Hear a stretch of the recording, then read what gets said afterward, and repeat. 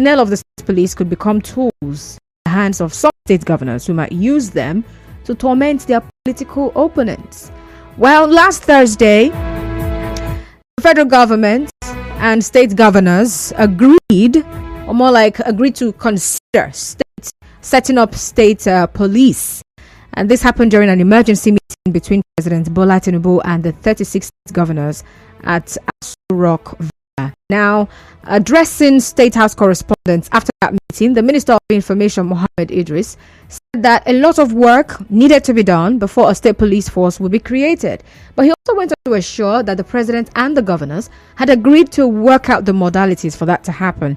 Now, he also assured that they are going to hold a series of meetings, to actually determine the modalities for the setting up of the state police. So, yeah. And as of today, we've heard that it has a constitution amendment bill introduced police scaled standard in the House of Representatives. The bill was sponsored by 13 members of the House, and it got the support from the majority of the lawmakers who believed that concerns of political victimization by state governors should take the back seat, to the current state of insecurity across the country.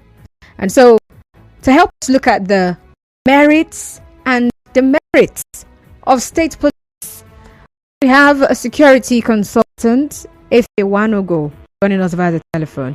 Welcome to the show, Mr. Wanogho. Oh, thank you. All right. Now, for you who is listening, and of course, you want to join the conversation, my question is pretty simple. What concerns you the most? Is it tackling insecurity or stopping the excesses of governors? All right. So get on Facebook and drop comments right there. Get on X and also send me a message via WhatsApp 0809 030 6416. All right. So we'll start off this way. Mr. Wanogho, are the concerns of likely abuse of state police by governors something to hold on to? I believe not.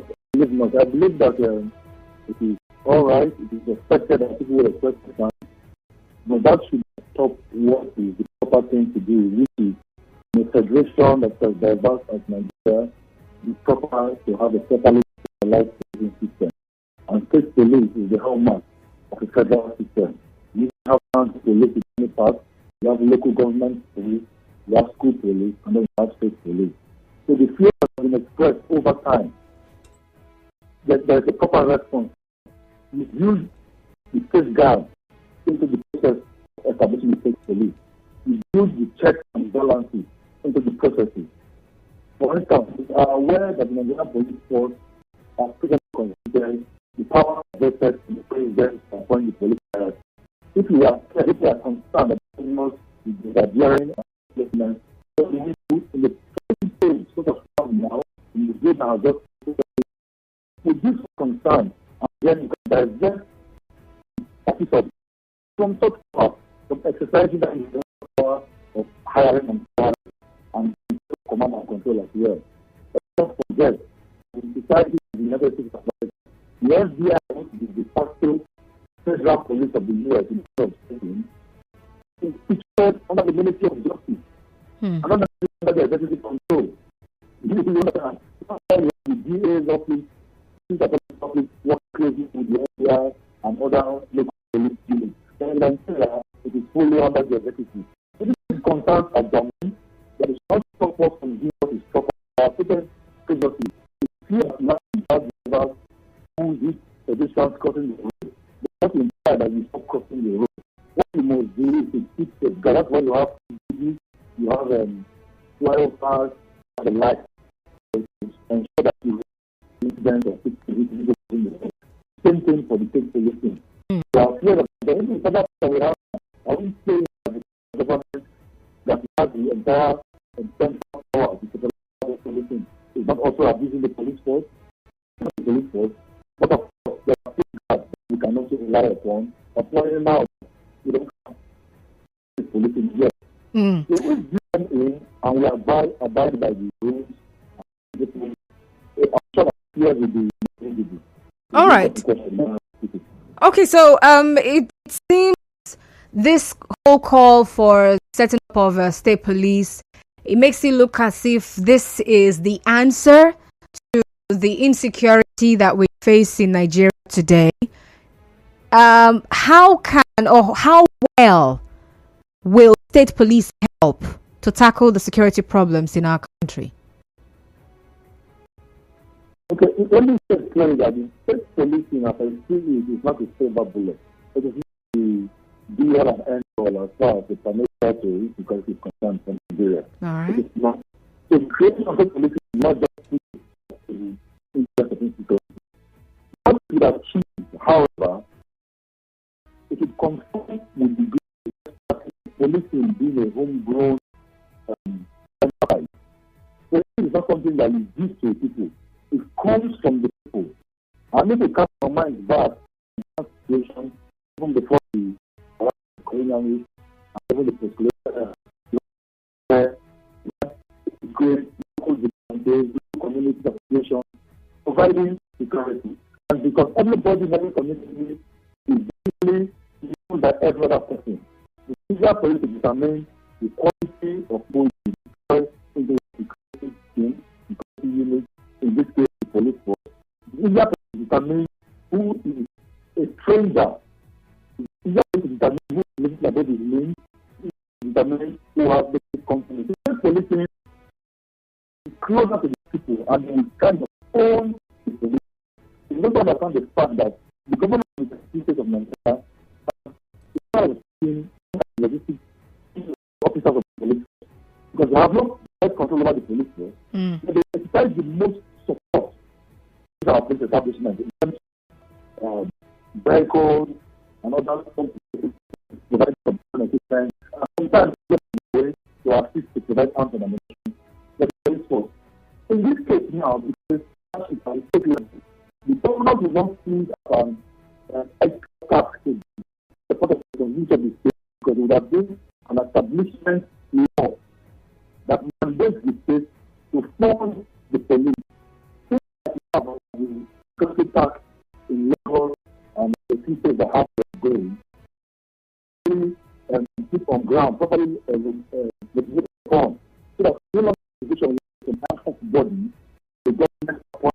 The fact that if you have education tax, if you have a security trust fund that can get to fund the police, in addition to what the federal government has previously taken to itself because of the bulk of the duties you have to do, that allows us resources to go to the state level. It's not easier for you to have a responsive police force. You no longer need to wait for Abuja, the IGP, to direct the AIG operations, who direct the AIG operations, who in turn direct the commissioner for police before you have a response. At this stage now it's closer because you have the commissioner for police, you have the area command, you want to use the same structure, and then you have the division. Of course, this can also be retweaked when the police, state police comes to reality. So for me, it's not a silver bullet kind of thing, but of course it becomes much more realistic. There's much more ownership. People can just say that there's a crime here and we respond to the crime. Some of even deployment of operations of the police. You no longer have a situation where you put square pegs in round holes. Because you have people from a different area and you deploy them appropriately. So you don't bring somebody and you deploy them to the community when the person that this thing is culture shock. He knows nothing about the culture of the people, nothing about the religion, and it's just like there is a program of a fowl, a cock, a chicken that arrives at the location, they stand on one feet. It takes a while to adapt before they put feet on the floor. The same scenario here playing. People who belong to a community are better prepared to police the community. And that's what is going to achieve for us. Okay, now even if we're deploying people from a particular area to also police the area, I'm looking at some of the issues we've had with even the vigilantes, where these are supposedly people who are from those areas, and then we see them, or we've heard reports of some of them almost acting like they are God over the same people that they know. So how do we even come to that place where we make sure that state police, they're also fair and honest in their dealings? Oh, I think it is the easy path, right? Because in the purpose, the community, being aware the problems we've had with vigilantes, with even the federal police, and all such ad hoc arrangements, it is easier at this time to do the needful. For instance, in terms of recruitment, if you look into the Establishment Act, who you want to recruit? What are the category of citizens you want to recruit into the police force at the state level? All right, Mr. Wanogho, I'm so sorry. We have to go on a commercial break. When we come back, we'll continue, please. Okay. A giant of Africa once said, "Life is good when you stream."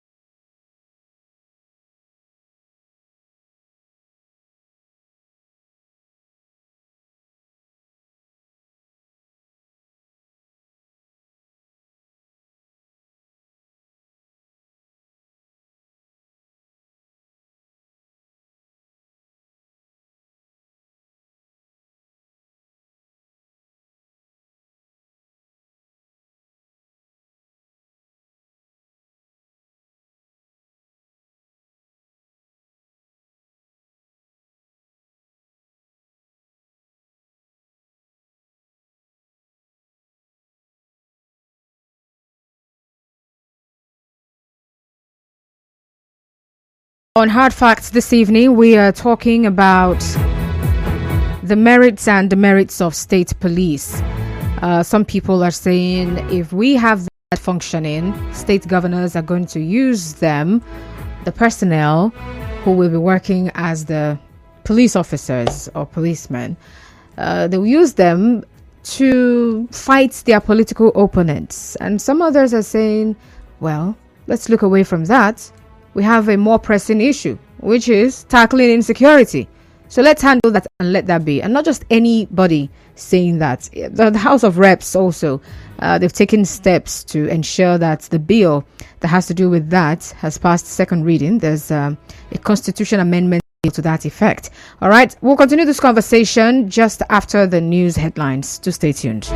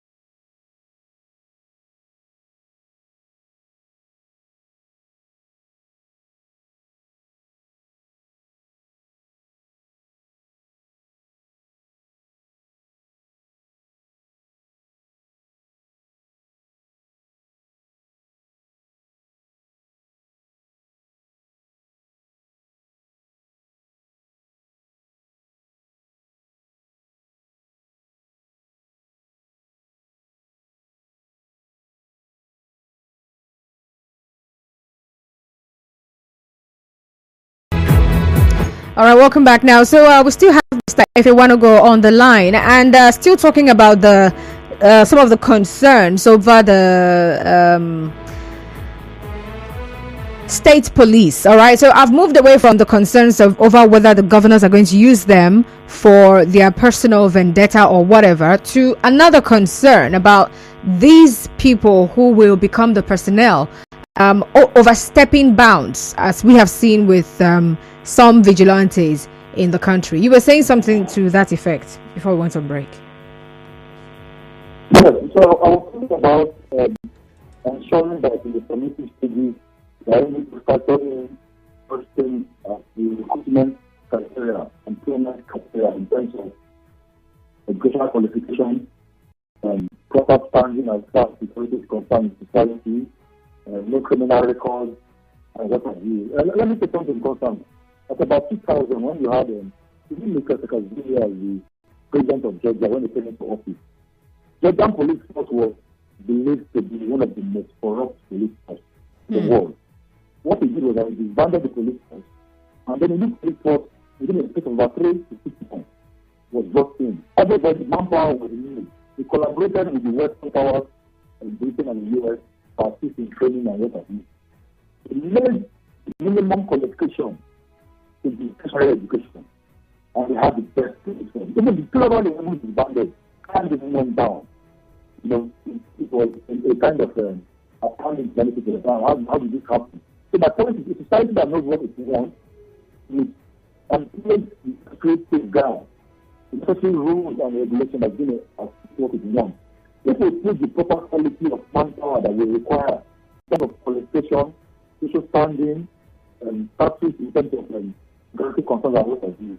And if you want to those people who simply for being sake of being unemployed or who are the dread of society now of speaking, that will be left to remain in such a police force. If you're not going to do that, it's going to be people who are well behaved, cultured, and proper people in society that will join such a police force.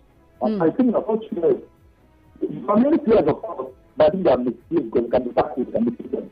We know what the results are to bring establishment to the country. Even with the CJM, this kind of background that are going to have. To become a GSS officer in this country, you know what happens to become an officer. It gets you down to your village, your primary school, secondary school, your neighborhood, character checks are done on you before they employ you. So if you say that this is what we want, so my encouragement is that security and Nigerian individuals to pay attention and should be willing to make the decision of submit memoranda to the committee whenever such a time comes. So that we put all the input there and then they can now see and give to us a proper state police force. And even the federal police force can then be reformed because One of the people that they think that it's coming to be in the state police force will be dismantling federal police. No. I believe federal police don't exist. The much smaller unit that will do proper interventions as is required, I think category of crime. Not all crimes should just be spread to the police. And the proper handshake is defined by the Foundation Act as to how they collaborate on tackling crime. So you know whose decision is other crimes are committed and whose decision is what other crimes are committed. I believe the fear, I think that can be put aside and we can move forward. So another thing that is of concern, I believe, is funding, because we still have that issue of some states not really. We still have the issue of pensioners being owed and some other things of that nature. Now, this state policing, wouldn't this add to the budget of states? And now you're having more people to be paid for a job as this, because if you're doing state police, you're deploying them to the different local councils, right? So we're talking money now to fund this particular thing. So how would that even happen? Are we looking at something that's going to stand for like forever?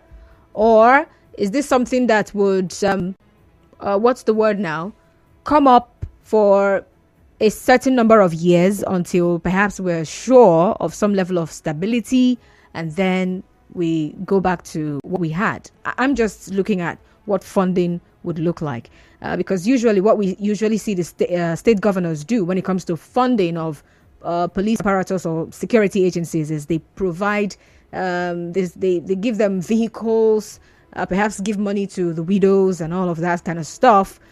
So this time around, they are the ones who will have to fund the entire thing. Okay. So the podcast, these years are also very important. Like more, there's an enabling law that permits policing. This will also have a corollary effect on revenue allocation of the state. Because at the moment, you have a policing system and security in the state. This is something that only the government of security. Now, costs.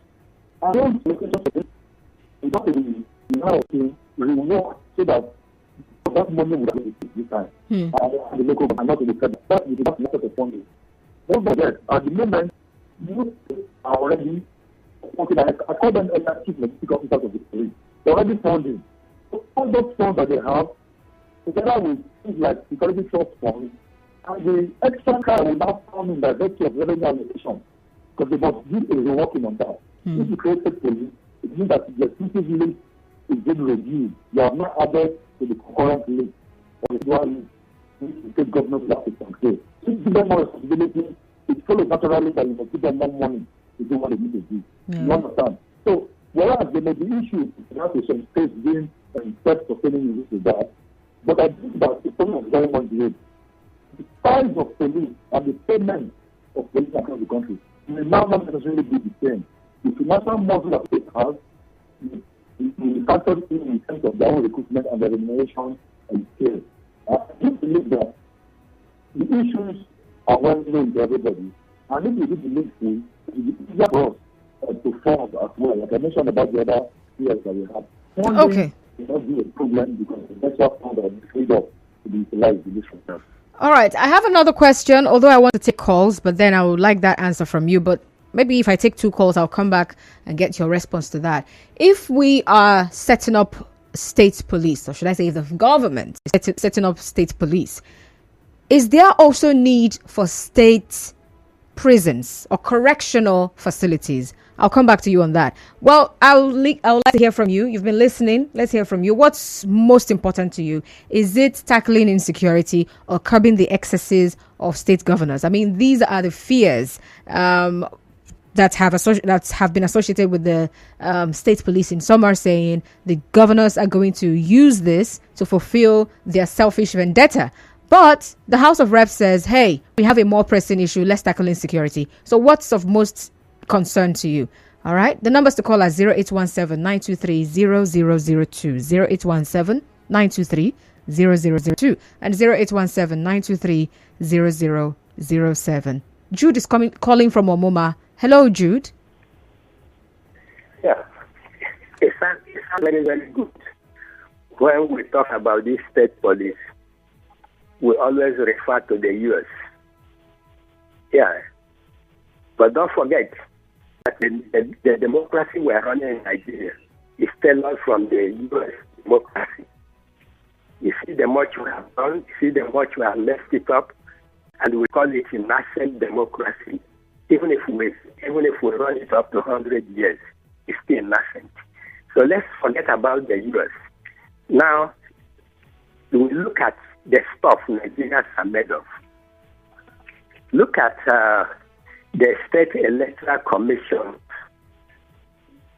Look at the way they're being run in all the states, State Electoral Commissions.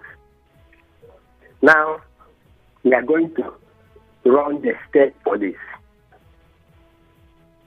Now, when you look at our experiences from this State Electoral Commission, even the Commissioner of Police posted to different states, see the much the governors try to use them to their side. All right. When you package all these things together, you know we are going to have a whole lot of trouble in our hands. Okay, thank you very much, Mr. Jude. Hello, Emeka from Owerri. Welcome. Good evening, my sister. Emeka from Owerri. All right, please go on. Do we need Nigeria police, state police since yesterday, not today? Since yesterday, yes. The answer is capital yes. See, I don't know why the reason that most of Nigerian people are going to you is governor will use it, governor will use it, governor will use it. Have we got it that since 1966 today, when we have centralized police, centralized government, centralized everything centralized? Have we gotten it right? Is insecurity one of the best in Africa? Yes, it is one of the best. See, when you want to bring in what they call it, state police, they are looking at it as our today conventional police. See, these people will make up 99% indigenous people. Some of these people will come through the elders and the urbans and the emirs of the state. You can't just go in and become a member of state police. You must be certified by the community where you are coming from. People will know you know them. The governor they're talking about, the governor can be chased by police. All right, thank you very much. JJ, you're on now. Please go on. Yeah, good evening, Master. Good evening, sir. Good evening to your guests. You see, if we continue to try one thing over and over and expect a different result, I think that's the true definition of madness. We have tried the federal police system, and every day people are being killed. Constance, you should know that the primary aim of any government is to protect life and property. You see the senators, the House of Rep members, when they are coming to town, they come with full barracks. So if the state is secure, they will leave their full barracks in Abuja and come to a secure state. So the overhead that will be spending on the full barracks is supposed to transfer to the state and all those. If you say the governor will victimize people, Constance, what happened on the 30th of October last year, where a sitting governor of Rivers State went to inspect the assembly that was burned, and the police tear gas him. Who used that police? Something that happened here, people were arrested and taken to Abuja, trouble charges by the police, and the IG is also looking for innocent people around, and you're telling me who is not using who? All right, thank you.